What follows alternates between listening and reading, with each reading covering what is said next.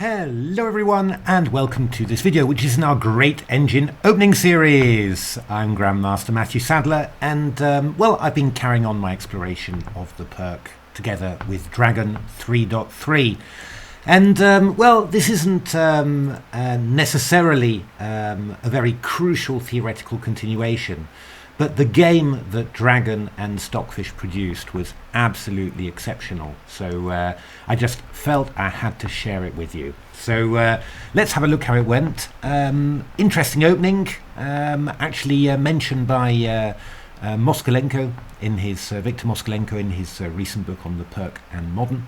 So let's have a look how it goes. So e4, d6, d4, knight f6, knight c3, g6.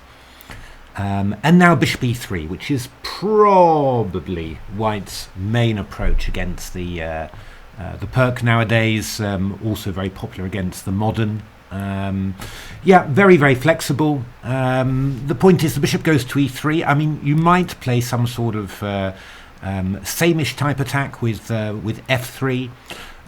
You'll definitely play queen d2, possibly with the idea of bishop h6 exchanging off the dark squared bishops, weakening black's king side. White might well go castles, throw the pawn forward with h4 to h5 or f3 g4.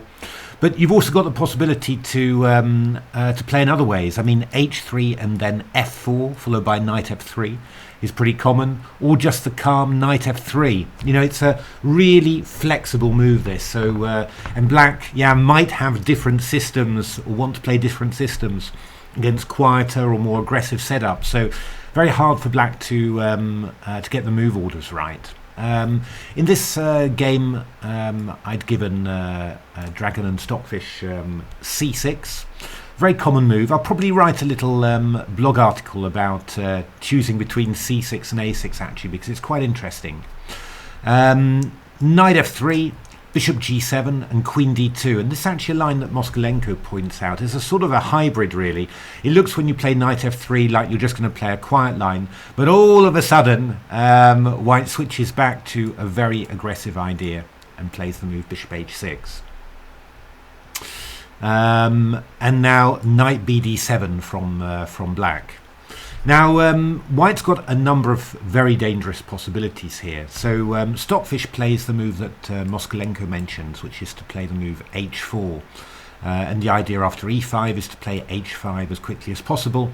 Knight takes h5, and then you just give away the pawn. You just go castles queen side, and you're looking to play g4 at some moment. Very, very dangerous. Actually, Stockfish was playing this as White and scoring quite well against Dragon. But I mean, Dragon, it's always very interesting doing looking at openings with Dragon, because I mean, it often, you know, chooses similar lines to Stockfish, but it, yeah, almost equally often it has its own little take on things. And what Dragon did was very, very interesting. Not mentioned in many places. This move e5. So straight away hitting that knight on f6 and preparing to go h4 to h5. Of course, if the knight moves away from the king side, h4 to h5 is even stronger, because, you know, this knight is not defending h7 or h5. So what Stockfish did here was to take on e5, take on g7 first of all, and now d takes e5, and go knight g4. And what you're looking for with black, you're just trying to counterattack immediately against this this pawn on e5, and not give White the possibility to just launch a kingside attack. Obviously, it's risky. It's putting the knight on an exposed square, but yeah, sometimes it's very important to force the opponent to attack before he's ready, or to attack whilst he's being attacked. You know, waiting a little bit just gives you know, your opponent time to consolidate, and then his attack is just going to go through like clockwork. Now, I mean, one interesting thing actually was the move queen f4, which is very natural. I mean, it defends the pawn on e5 and attacks the knight on g4, and that looks quite awkward for black. But black, unfortunately for White, has got this very unpleasant move queen b6, and we're threatening the f2 pawn. But if you take on g4, I've got queen takes b2, and you can't defend both of these. So a very important resource for black. You know, it's all tactics. But white's got a very strong riposte here, which is just castles. And of course, you can't take on e5 because queen takes d8. Well, you know, we're threatening h3 now when this knight is going to be completely offside. So I mean, you know, the tactics are coming here, and black has to do something about it. There's a couple of possibilities. I mean, in a black game, Dragon played queen c7. Yeah, the e5 pawn is doomed, so white gives it up and gives black double pawns. I mean, Stockfish only gave this 0.53, so, you know, not a huge advantage. But okay, I mean, you know, the black king's weak, you've lost your dark square bishop, so there's not going to be much attack against white's king, and you're just going to chase the knight back probably, and then go h4, h5. Yeah, in practice, Dragon really struggled to play this position as black. But yeah, you know, Stockfish thought it was okay. But with black, Stockfish goes for something way sharper. Plays the move Queen b6. So hitting this pawn on f2, unpinning. So you're also threatened to take on e5. So at first sight, this looks really strong, actually. I mean, you're threatening to take on e5. You're hitting this pawn on f2. You know, what can white do? Well, Dragon came up with a very nice idea here. Played the move Rook e1.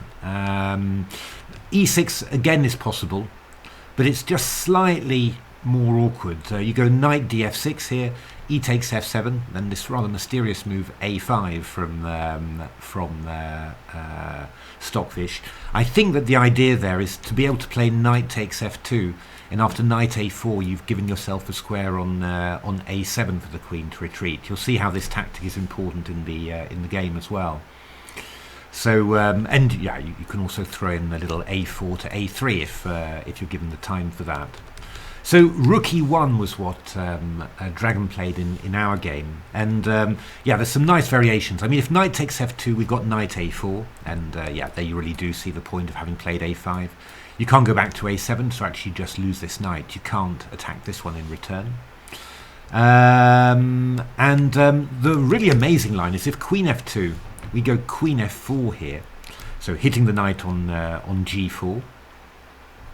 And if you go something like knight h6, you know, which looks quite reasonable. I mean, you can imagine that the white's got play, right? I mean, this knight on h6 is not great, but still. Well, actually, what white can do is play the move Rook e3, which is quite amazing. I've never seen a tactic like this before. Just with the idea that knight d1 is going to trap the queen on f2. Quite incredible. And you know, knight f5, I go knight d1. And obviously, e3 is protected as well as f2 attacked, so white's just winning material. Really, something quite special there. Quite. I know if I, you know, it's not beyond any human player to find this, but you'd be checking it multiple times before you did it because it's a really weird one. But what Stockfish played is knight c5, and funnily enough, this move knight c5 actually threatens a move that was impossible before, knight takes f2, because you're stopping knight a4, and if queen f2, you'll have yeah, either knight b3 or knight d3 discovered check, and then the queen will pick up the opposing queen. Quite weird that you're blocking the attack on a pawn, and somehow you're actually making it a threat. It's really quite weird.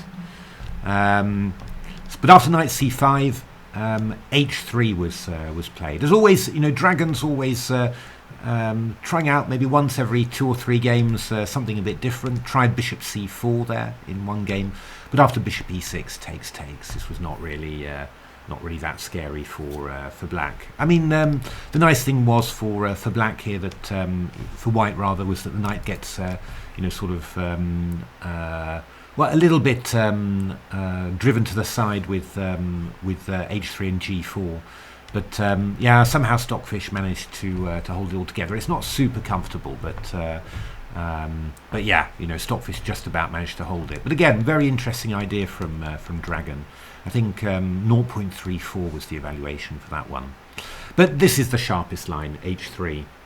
Now, what did I say? h3. Surely black was threatening to take on f2 here, because after queen f2 there's knight d3 check. Well, you're right.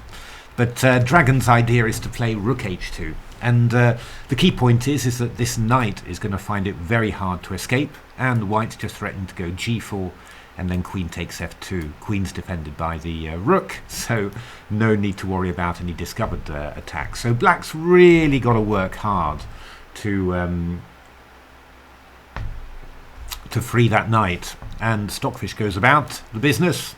Bishop f5, g4, and then knight fe4.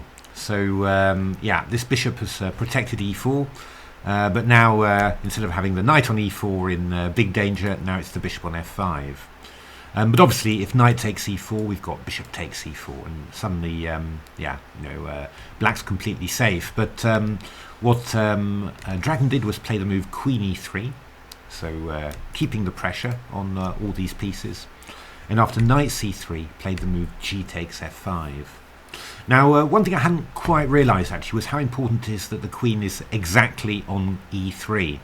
Because if, for example, if you played the move queen f4, then knight takes c3, g takes f5, black can just play check, king b1, knight c3, king c1. I mean, you could take a draw if you particularly wanted, but knight d5 leads to virtually the same position as in the game, but with an a pawn less for white, which is quite important in terms of counterplay for black. I mean, you go queen a5, you're threatening queen a1 check straight away. So very important that the queen moves to e3, so that after knight c3 gf, if you go knight a2, I just go king a2, and the queen's covering c3. It's amazing how, yeah, all these details, they're so important. And the engines just find them just like that, and obviously humans would take ages. But knight d5, the knight comes back to d5. So, I mean, white seems to be doing pretty well, to be honest. Quite a big attacking build-up here. 2 pawns here, the g file's open. Black king's a little bit exposed, but yeah, anyway, there's still a way to go here. Queen g5 was played by Dragon in this game. In my engine matches, queen d4 was a big Dragon favourite. But yeah, I mean, Stockfish just defended. There were multiple ways of doing it actually. Rook d8, a3 just to stop any queen d4s or anything like that. gf5, queen h4, f6.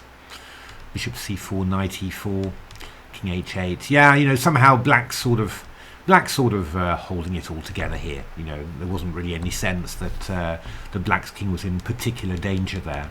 Yeah, gf5 was also played by Stockfish, and e6 check, f6, knight h4. Again, pretty dangerous, but again, yeah, the black pieces are well placed, and yeah, black's ready to start, looking for counterplay like this. So yeah, seemed to work out pretty okay for black all the time there. So queen g5 played, and well, I mean, this looks pretty dangerous, right? I mean, we've also got ideas now of going c4, chasing this knight away, and then playing f6.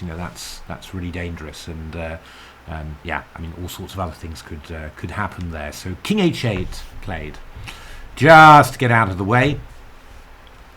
And now a very important move, queen h4. Yeah, I mean, the big point about queen h4.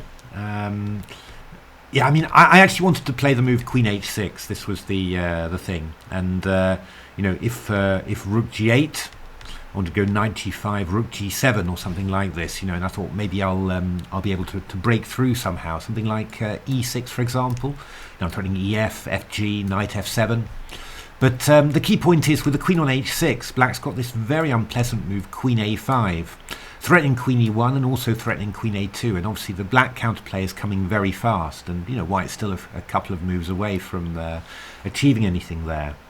So yeah, I mean, the point of queen h4 is that in all these positions, when you go something like knight g5, then this queen is still defending the rook on e1, so black doesn't gain a tempo with queen a5.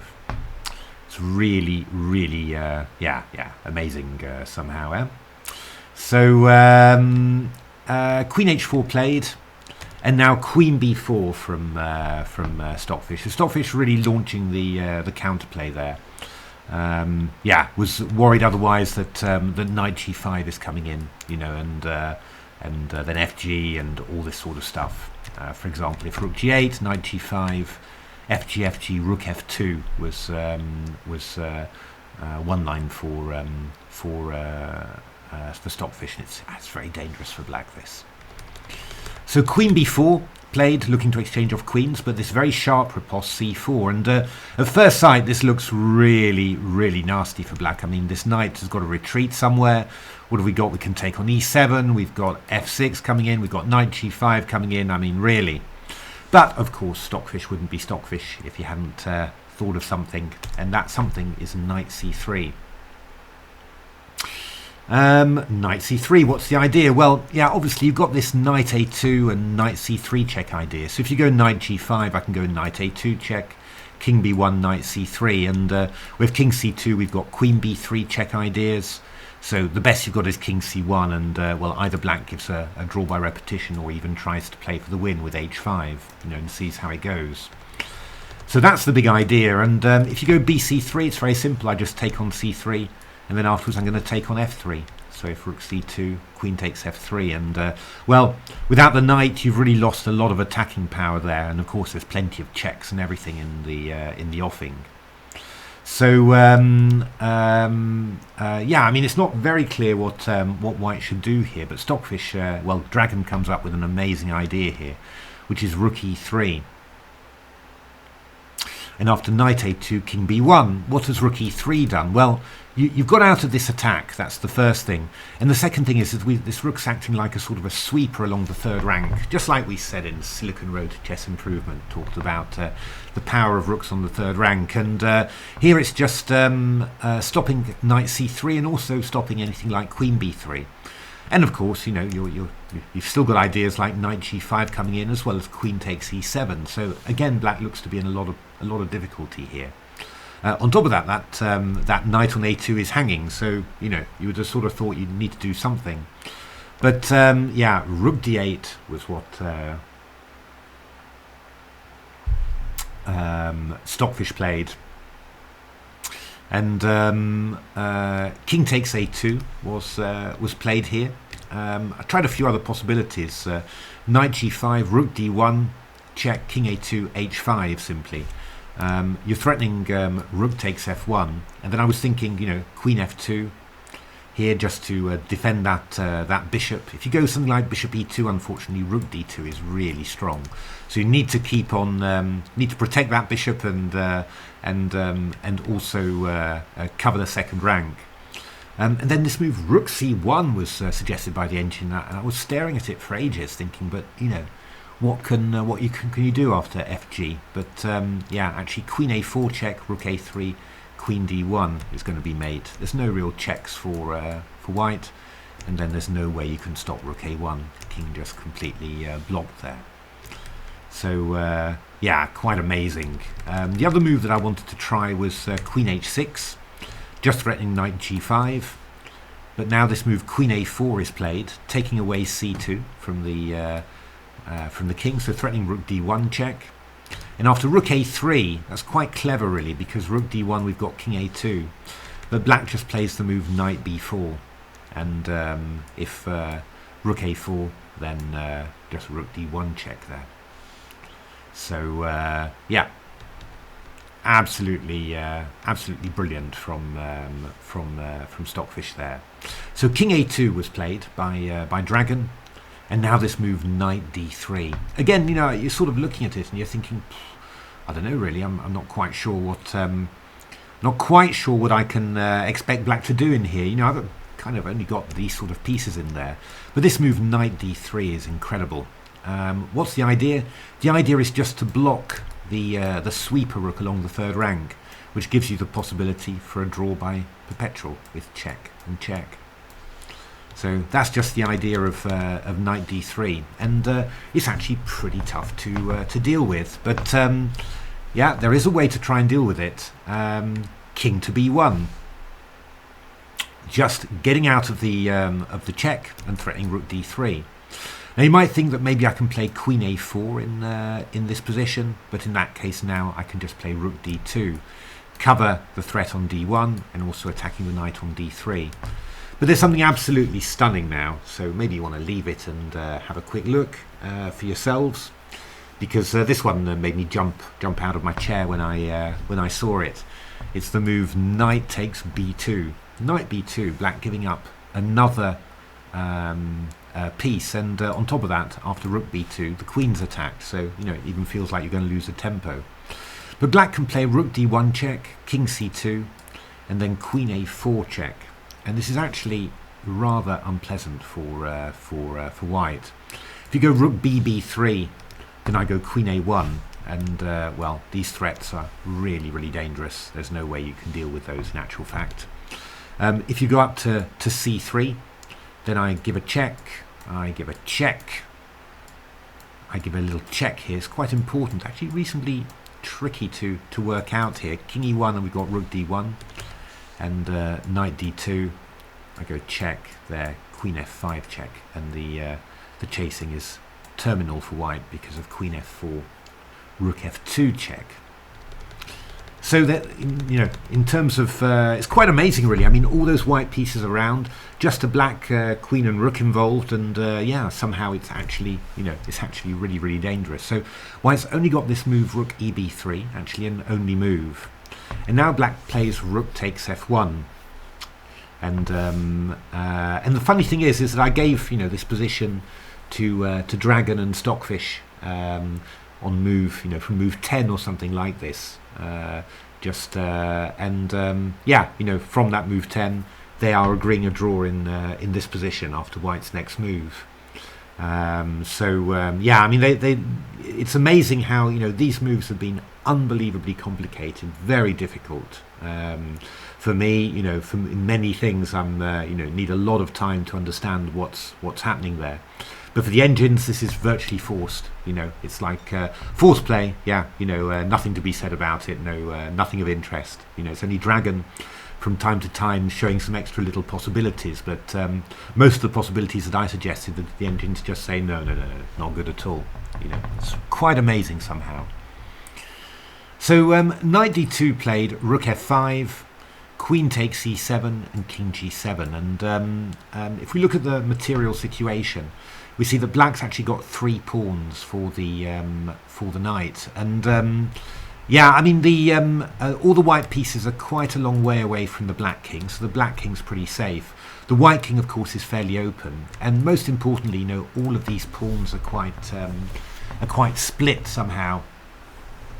So yeah, it's just going to be very hard to keep it all together. I mean, basically the big likelihood is that those 3 black pawns get swapped off maybe for the c and the e pawn, and you're just left with knight and 1 pawn against 3 pawns, all on the king side, which is just going to be a draw.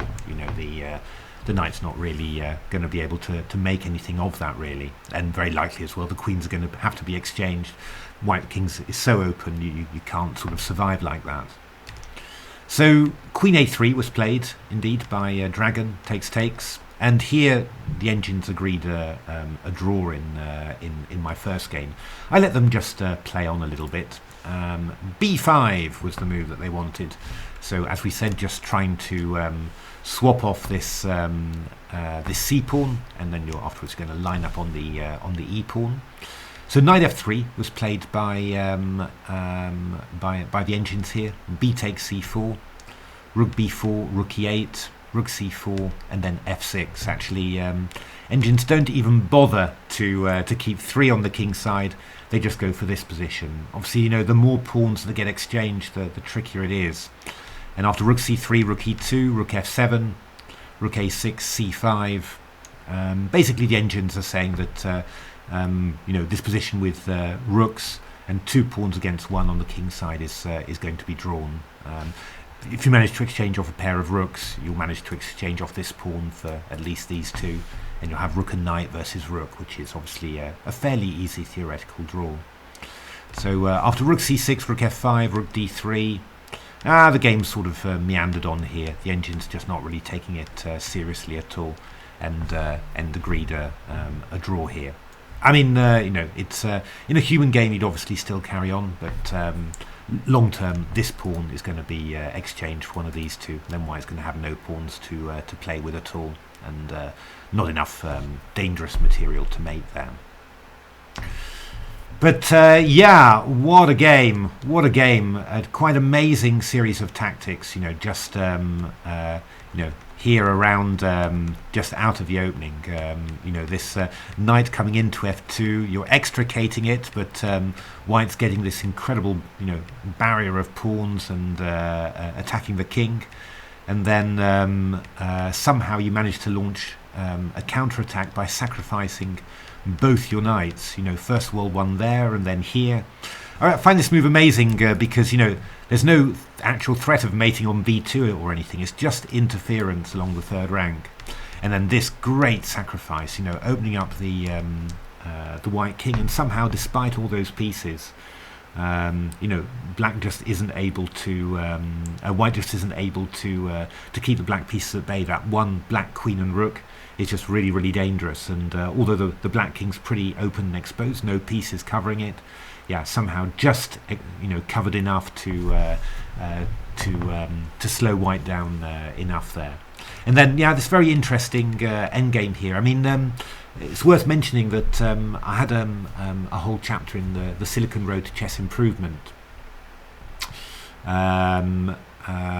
where I talked about engine defense, and one of the parts of that chapter I looked at a number of examples where the engine's giving up a minor piece for pawns, but specifically the knight, and saying, okay, if I get some sort of position with pawns compensation for a knight, especially pawns on both sides of the board, then that's going to be very, very hard for the opponent to win, because the knight, short range piece, gets distracted by pawns on both sides of the board.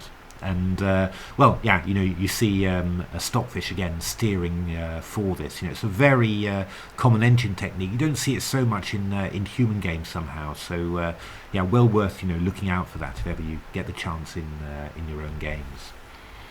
But there we are. I hope you enjoyed that little game. You've learned a little bit more as well about slightly off mainline Pirc theory. Yeah, the Pirc, I think I said before, the Pirc, it's got to be. And otherwise keep watching these videos. Going to be plenty more stuff, and I'm also going to do some blog posts as well on my website, matthewsadler.me.uk, so do take a look at that as well. But otherwise, thanks very much for watching, and hope to see you in the next video. Thanks for watching.